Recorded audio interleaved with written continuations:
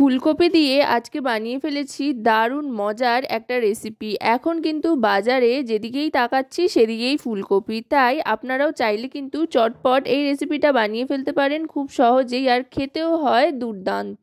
এর জন্য মাঝারি সাইজ করে বেশ ফুলকপিগুলো কেটে নিতে হবে, আর কেটে নেওয়ার পর অবশ্যই কিন্তু সেটা একটু জল দিয়ে ভাপিয়ে নিতে হবে বা সেদ্ধ করে নিতে হবে। তাতে করে কিন্তু ফুলকপিটা একটু নরমও হয়ে আসবে, আর ফুলকপির ভেতরে থাকা কোনো ময়লা বা পোকা থাকলে সেটাও বেরিয়ে যাবে।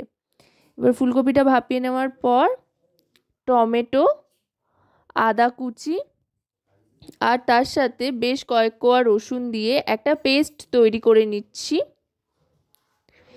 এই পেস্টটা তৈরি করে নেওয়া হয়ে গিয়েছে। এটা ঢেলে নেওয়ার পর বাটিতে আরেকটা পেস্ট তৈরি করছি। এতে দিয়ে দিচ্ছি কাজু বাদাম আর তার সাথে দিয়ে দিচ্ছি সাদা তিল। এখানে কিন্তু 5-7টা মতো কাজু বাদাম নিয়ে নিয়েছি আর 2 চামচ মতো সাদা তিল নিয়ে নিয়েছি। তার সাথে মিশিয়ে নিচ্ছি সামান্য দুধ। এতে করে কিন্তু খুব সুন্দর একটা পেস্ট তৈরি হবে। এটাও তৈরি হয়ে গিয়েছে, এটা সাইডে সরিয়ে রাখছি। এবার কড়াইতে দিয়ে দিচ্ছি সাদা তেল, বেশ খানিকটা পরিমাণে সাদা তেল দিয়ে দিচ্ছি। সাদা তেল দিয়ে এবার কিন্তু কফিগুলো ভেজে নিতে হবে। যে কফিটা ভাপিয়ে রেখেছিলাম বা সেদ্ধ করে নিয়েছিলাম যেই কফিটা, সেটাই দিয়ে দিচ্ছি এবার ভাজার জন্য। কফিটা কিন্তু বেশ লালচে করে ভেজে নিতে হবে। ফুলকপি ভাপিয়ে ভেজে নিয়ে যদি রান্না করেন তাহলে দেখবেন সেটা যে রেসিপিই হোক না কেন খেতে কিন্তু দুর্দান্ত হয়। এবার দিয়ে দিচ্ছি একটু হলুদ গুঁড়ো, এতে করে ফুলকপিতে খুব সুন্দর একটা রং আসবে। এবার ফুলকপিটাকে ভালো করে ভেজে নিচ্ছি। দেখুন খুব সুন্দর একটা রং চলে এসছে, বেশ একটা লালচে লালচে ব্যাপারও এসছে। ফুলকপিগুলো তুলে নেওয়ার পর কড়াইতে আরও খানিকটা সাদা তেল অ্যাড করে তাতে গরম মশলা দিয়ে দিলাম ফোড়ন হিসেবে। গরম মশলা দেওয়ার পর এবার দিয়ে দিচ্ছি পেঁয়াজ কুচি। এখানে 2টো মাঝারি সাইজের পেঁয়াজ স্লাইস করে কেটে নিয়েছি। এবার পেঁয়াজটাকে ভালো করে ভেজে নেব। মিডিয়াম টু লো ফ্লেমে পেঁয়াজটাকে ভাজতে থাকতে হবে। পেঁয়াজটা একটু ভাজা ভাজা হয়ে আসলে টমেটো বাটা যে তৈরি করে রেখেছিলাম আদা আর রসুন দিয়ে সেটা দিয়ে দিলাম। এটাই কিন্তু বলা যেতে পারে গ্রেভির বেস, তাই টমেটোটা একটু বেশি করেই দিয়েছি এখানে। এবার সমস্ত মশলাটা কষিয়ে নেব, বিশেষ করে আদা রসুনের কাঁচা গন্ধটা কেটে যাওয়া পর্যন্ত। এবার দিয়ে দিচ্ছি হলুদ গুঁড়ো 1 টিস্পুন পরিমাণে।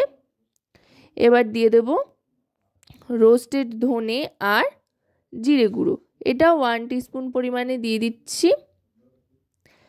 এবার দিয়ে দেব কাশ্মীরি রেড চিলি পাউডার, এটা রঙের জন্য দিচ্ছি, খুব একটা ঝাল হবে না, এই রেসিপিটা খুব একটা ঝাল হয় না। এবার দিয়ে দিচ্ছি পরিমাণ মতো লবণ। এবার সমস্ত গুঁড়ো মশলার সাথে মশলাটাকে ভালো করে কষিয়ে নেব তেল ছাড়া পর্যন্ত।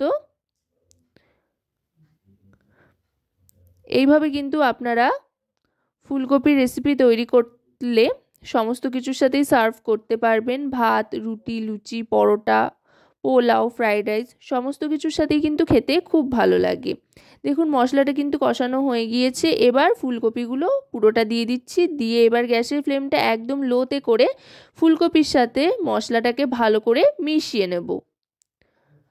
গ্যাসের ফ্লেমটা কিন্তু লোতে রেখেই মোটামুটি গোটা রান্নাটা করতে হবে, লো টু মিডিয়ামে রেখে, যেহেতু খুব একটা বেশি জলের ব্যবহার কিন্তু এই রান্নায় হবে না। এই জাতীয় ফুলকপির রেসিপি, ফুলকপির পাসিন্দা বা এই ধরনের রেসিপি কিন্তু একটু শুকনো শুকনোই ভালো লাগে, খুব একটা বেশি গ্রেভি হলে কিন্তু ভালো লাগে না। এবার সামান্য একটু জল দিয়ে দিচ্ছি, যেহেতু ঢাকনা চাপা দিয়ে দেব সেই জন্য খুবই সামান্য জল দিলাম। জল দিয়ে ভালো করে মিশিয়ে নিয়ে গ্যাসের ফ্লেমটা লোতে রেখেই ঢাকনা চাপা দিয়ে দেব মিনিট 5-এর জন্য। আশা করব রেসিপিটি আপনাদের ভালো লাগবে। যদি রেসিপিটি আপনাদের ভালো লাগে তো অবশ্যই রান্নাবাটি চ্যানেলটিকে সাবস্ক্রাইব করে লাইক, শেয়ার, কমেন্টের মাধ্যমে আমাদের পাশে থাকবেন, আর পাশে থাকা বেল আইকনটি অন করে দেবেন সবার আগে সমস্ত রকম নোটিফিকেশান পাওয়ার জন্য। আর যদি রেসিপিটি আপনারা আমাদের ফেসবুক পেজ থেকে দেখেন তো অবশ্যই রান্নাবাটি ফেসবুক পেজটিকে ফলো করার অনুরোধ রইল। দেখুন এবার কিন্তু আমি কাজু বাদাম আর তিলের যে বাটাটা তৈরি করে রেখেছিলাম দুধ দিয়ে, সেটা দিয়ে দিলাম। সেটা দিয়ে এবার ভালো করে কিন্তু মিশিয়ে নেব। ভালো করে মিশিয়ে নিলাম। দেখুন দুধ দিয়ে যেহেতু বানিয়ে রেখেছিলাম তাই খুব সুন্দর একটা কিন্তু টেক্সচার এসছে। এবার একটু জল দিয়ে দেব, আর সেটা কিন্তু তিল আর কাজু বাদাম বাটার বাটি ধোয়া জল। বাটি ধোয়া জল কিন্তু যে কোনো রান্নায় দারুণ স্বাদ বাড়ায়। এবার দিয়ে দিচ্ছি কয়েকটা চেরা কাঁচা লঙ্কা গোটা অবস্থাতেই, এতে করে কিন্তু লঙ্কার ফ্লেভারটা যাবে, অথচ খুব একটা ঝাল হবে না।